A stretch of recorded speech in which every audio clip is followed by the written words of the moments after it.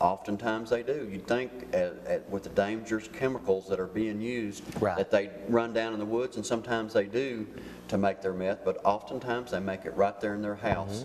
If you smell some unusual smells coming from your neighbor's house, a chemical type smell, they may be cooking some meth there, and we want to know about it. And sometimes the public might think, well, you know, maybe it's a false alarm, and maybe I shouldn't call. Maybe I'm being too nosy, but you know, that's part of being a good neighbor and being a good citizen in Laurel County. Even if it's a suspicion, and we're not going to knock on their door and say, well, your neighbor called up and told us that you're reporting them as possibly cooking meth here. We're not going to ever give a name out on someone that calls us.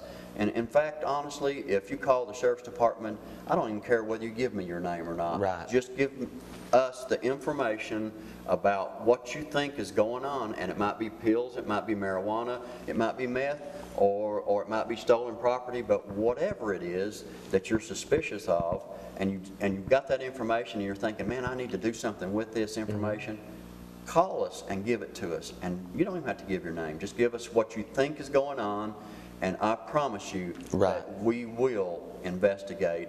And I mean, it may be nothing, and if it is, that's fine too.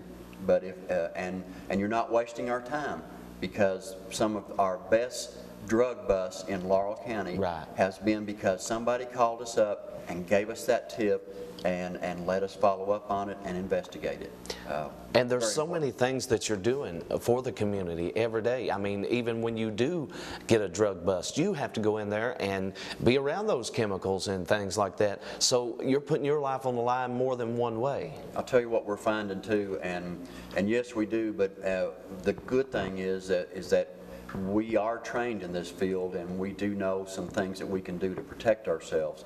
These chemicals they're using to make meth is awful. I mean, rat poison and Drano, and when they're cooking up a batch, that stuff, the fumes, they're deadly. They can make you very sick. You know, oftentimes in these houses we're finding children that are in the house, and of course we're going to, if we find a child in the house and we're there and a meth lab is in operation, we're going to charge them with endangering the welfare of a minor, which is a felony.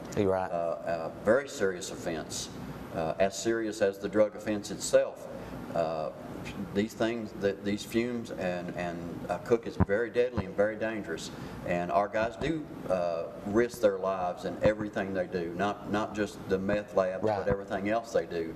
But you know, we are trained, and we take precautions, and we try to stay as safe as we can. Exactly right. And there's so many different issues that you have to deal with every day. Not only drugs, you got drinking and driving. You got people that's behind the wheel that don't need to be behind the wheel. Different situations. Tell me just different things that you've faced. Right.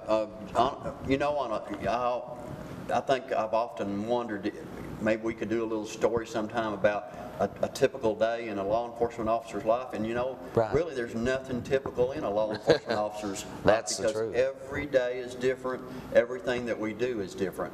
The things that we find that we have the most problem with in Laurel County, number one is meth and drugs, and that is one of our main focuses, one of the main things that we're going to work on. We're going to continue to work on. We're going to have roundups from time to time where we arrest a large number of suspects. That's going to happen very regularly, but on a weekly basis, there's going to be very few times that we're not going to be busting somebody for some type of illegal drug operation. But another issue that we have is domestic violence. We get calls every single day, every hour of the day on domestic violence, and we typically try to send 2 officers out. We have to determine whether one or the other has been struck by the other. If there's injuries, we of course make an arrest. We don't have to have a warrant for those situations. If it's a situation where it's a verbal argument, we'll separate them. We'll try to get one to go to one residence, one to another, and cool off and seek counseling if they need to. There's all kinds of directions that we can refer them to, but domestic violence is is another issue in Laurel County that is a constant source of a problem. You know, domestic violence is not just husband and wife, it can be brother and sister, Right. mother and son.